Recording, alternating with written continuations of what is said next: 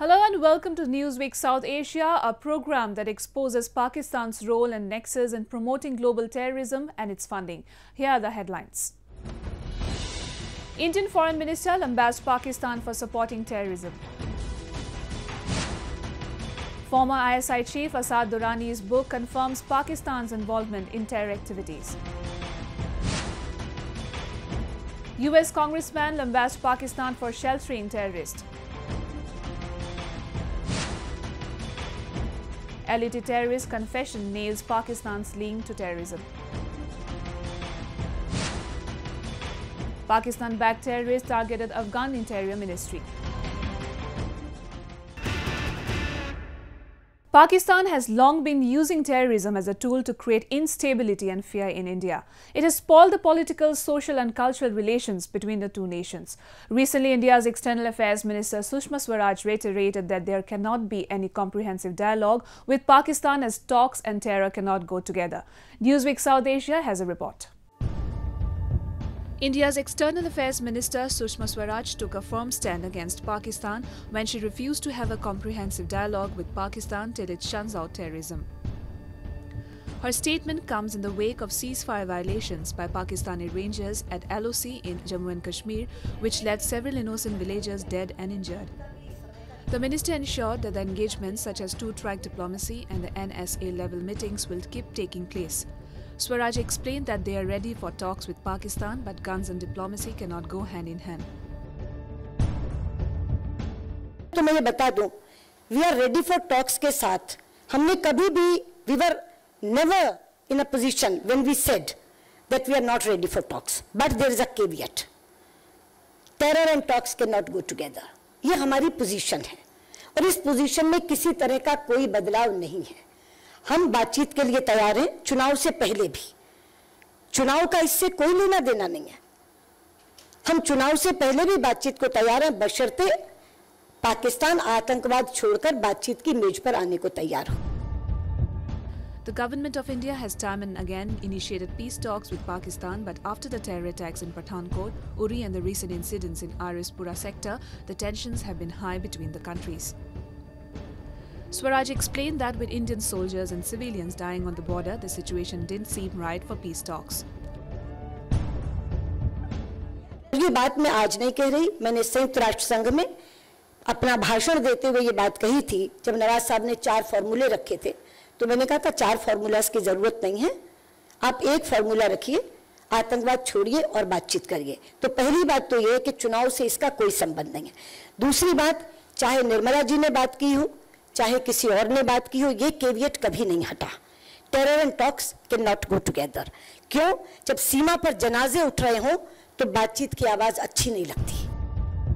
Pakistan has been causing mayhem in the Kashmir Valley by sneaking in terrorists and brainwashing the minds of young Kashmiris by encouraging them to pelt stones on the Indian security forces. Border hot हो, हर रोज सीमा पर गोलाबारी हो, सीमा से घुसपैठ करके आतंकवादी भेजे जाएं, पठानकोट एयरबेस पर हमला हो, इन तमाम बातों के चलते बातचीत नहीं हो सकती. जहां तक कॉम्प्रिहेंसिव बायलैटरल डायलॉग का सवाल है, मैं ही गई थी इस्लामाबाद हार्ट ऑफ एशिया के सम्मेलन में और कॉम्प्रिहेंसिव बायलैटरल डायलॉग शुरू करके आई थी, लेकिन उसके चंद दिन के बाद पठानकोट एयरबेस पर हमला हुआ था. Experts have applauded Swaraj and the government's stance on Pakistan. It's old India's policy, you know. Prime Minister Modi has been telling, you know, he wanted to have very good ties with Pakistan. He himself went to the Lahore and met several times Nawaz Sharif in different places. But, you know, unfortunately, you know, Pakistani military establishment did not allow him to continue or dialogue with India. And the demand then made, you know, that terror and talk cannot go side by side. If Pakistan is interested in talks with India, he has to stop terror, which means they have to also stop shelling on the border or violation of the ceasefire agreement. They have to accept that also. Only then serious dialogue can take place. India is prepared for a negotiated settlement with Pakistan based on Shimla Accord or Lahore Agreement, you know. We have 2 agreements in which and Pakistan is signatory to both, in which it was decided that we will sort out differences through negotiation bilaterally.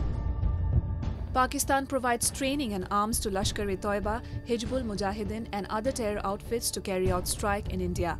In 2008, 10 members of Lashkar-e-Toiba, a terror group based in Pakistan, carried out a series of 12 coordinated shooting and bombing attacks across Mumbai. 166 people died and 308 were wounded in the attacks, which drew widespread global condemnation.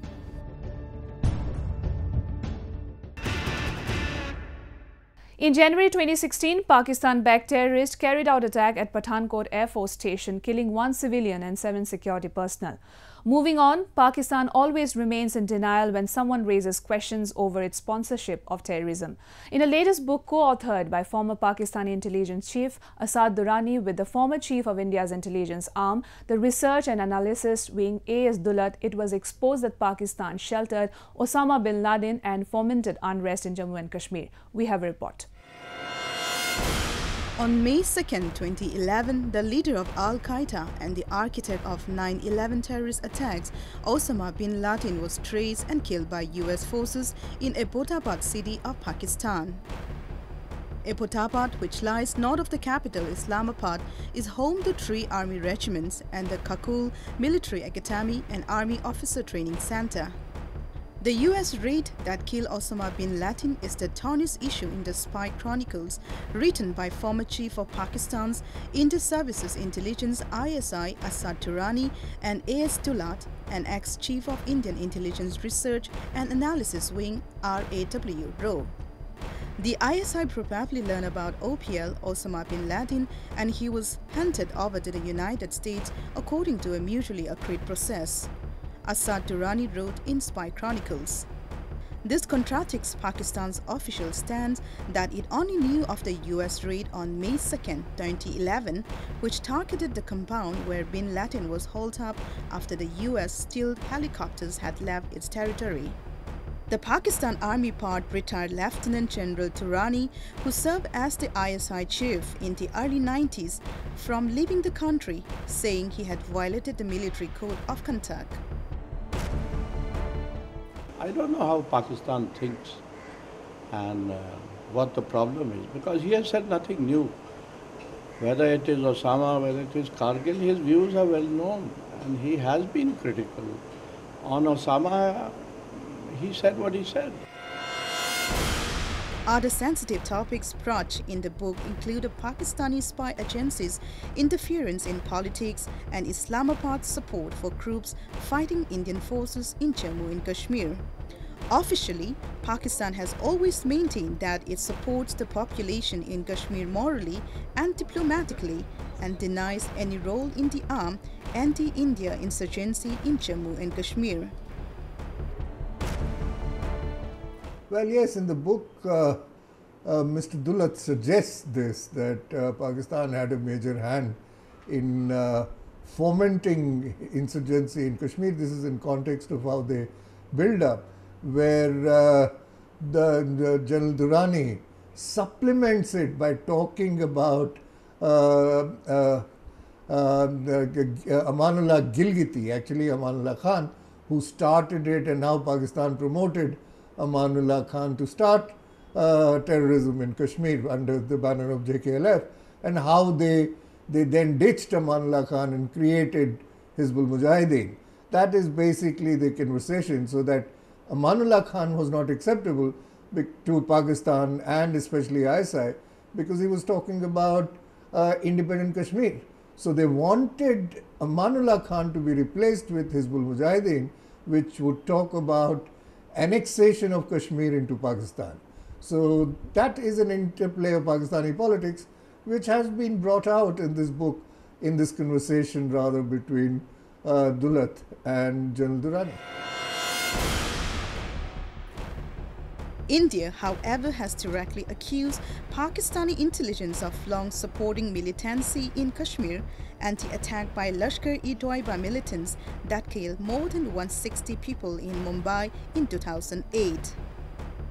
In the book, Durrani said the cause of prosecuting Mumbai terror attacks mastermind and banned Jamaat-ud-Dawa (JUT) head Hafiz Saeed is too great. He agreed that house arrest of Hafiz Saeed was choreographed. I mean, that obviously, the fact that the Pakistani establishment, the deep state as it's being called, is not interested in taking action against Hafiz Saeed, and the arrest was more or less a sham. That also comes out in the book, and that's the reason why General Durrani is being questioned in Pakistan, and his permit to leave Pakistan has been taken away. But this is not just the book as been portrayed in the Indian media. General Durrani also faces a court case called Habib Mehram case, under which the Supreme Court of Pakistan has started hearing charges against Durrani. So it's a mixture of both. The protection he expected, that is General Durrani from the army, from this court case has disappeared because of this book being published. Earlier, in a bold and forthright manner, former Pakistani Prime Minister Nawaz Sharif categorically confirmed that the 26/11 terrorists were all Pakistanis and described them as non-state actors. Pakistan in particular and the world in general was taken aback by such a surprising yet ambiguous admission. Moving on, Pakistan gets billions of dollars every year as foreign aid to fight terrorism. But its failure to act against terror groups operating from its soil has been widely criticized by the United States and other Western countries. Recently, at an event in Washington, D.C., U.S. congressman lambasted on Pakistan for supporting terrorism and carrying out human rights violations against its own citizens. We have a report. World's deadliest terror outfits are operating from Pakistani soil. Be it Haqqani Network, Lashkar-e-Toiba or the Taliban, they have patronage over Pakistan's inter-service intelligence. From providing training to sophisticated arms, these terrorists have open access to Pakistan Army's resources. Though known as the factory of terrorism, Pakistan has been seeking international sympathy on global platforms, calling itself a victim of terror and taking large amounts of money from developed countries like the United States and other European unions. It uses the same money to embolden its cold-blooded generals and brutal ISI officials to further suppress the people of the region. At an event in Washington, D.C., US Congressman opposes any financing to Pakistan to fight against terrorism. I voted against funding for Pakistan because I thought they are not acting the way that we would in America. Number one, and you don't take American money and oppress your people with our money. That's not what we stand for.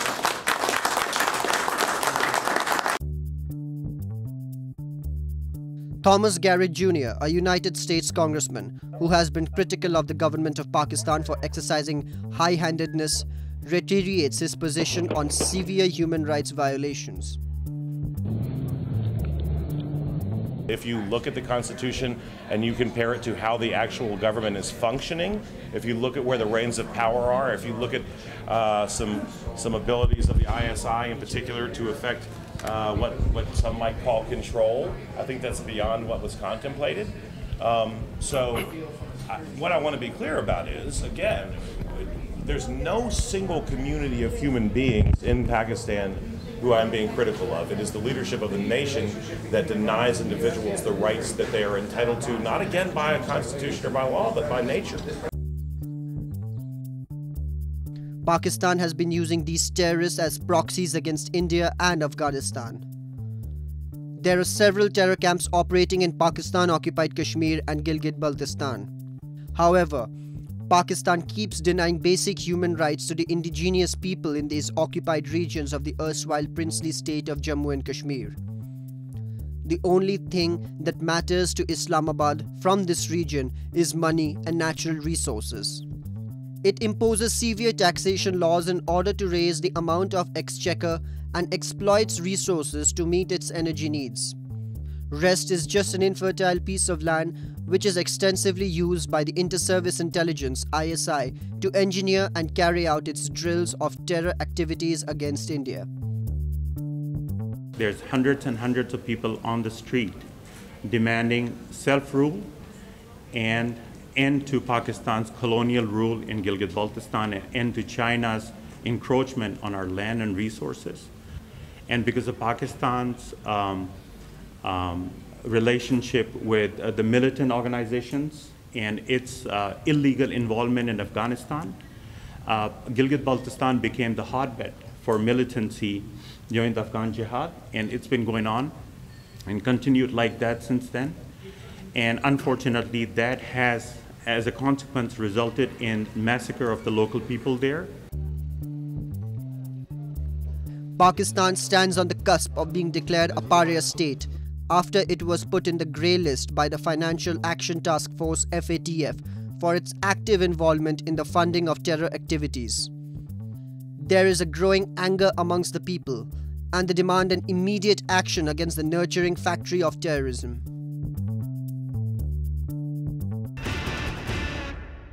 Moving on, Pakistan is a terror factory and it nurtures dreaded terrorists to carry out attacks in India, Afghanistan and many Western countries. This has been proved through a confession by a Lashkar-e-Toiba terrorist, Zaibullah alias Hamza. A resident of Multan in Pakistan's Punjab province, he received training in Pakistan-occupied Kashmir and was caught in Kashmir Valley by Indian security forces.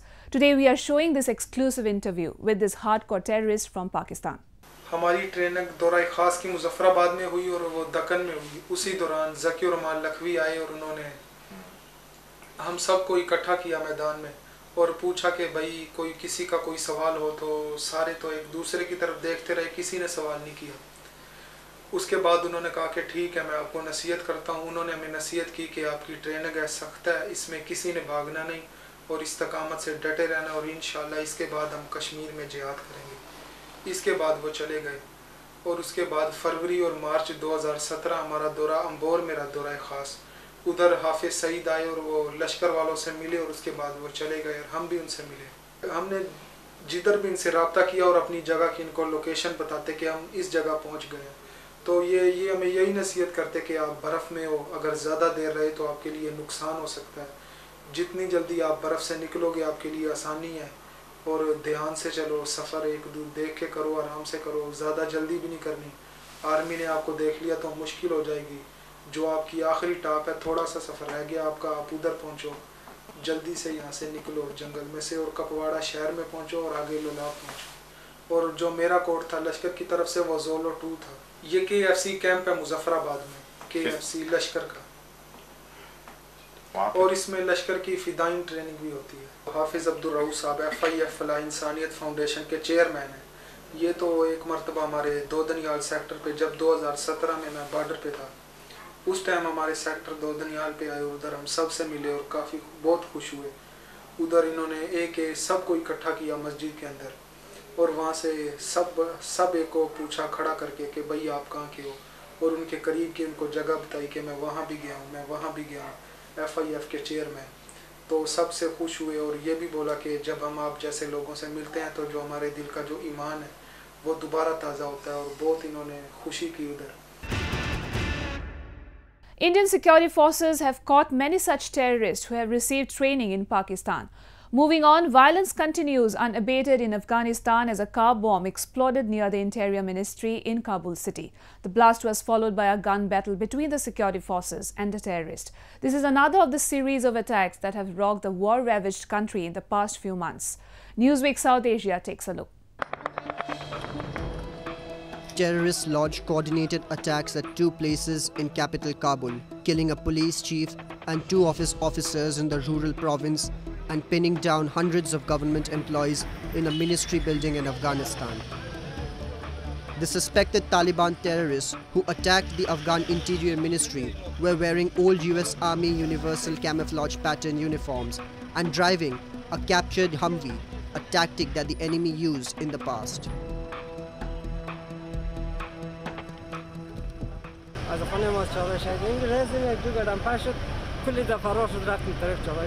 قرول دیدیم که انتحاری شد.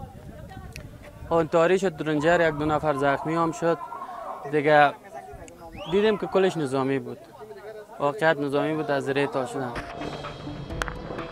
The Islamic State group has claimed responsibility for a suicide bombing, but the US Army predicts hand of the Taliban and the Haqqani network. The Taliban and a local Islamic State affiliate have carried out waves of attacks, mainly targeting security forces and the country's Shiite minority, that have killed hundreds of people. Both groups have expanded their footprint in the countryside. On several occasions, Afghanistan has accused Pakistan of sheltering terrorists who carry out major attacks. However, Pakistan denies these allegations of sending militants to Afghanistan.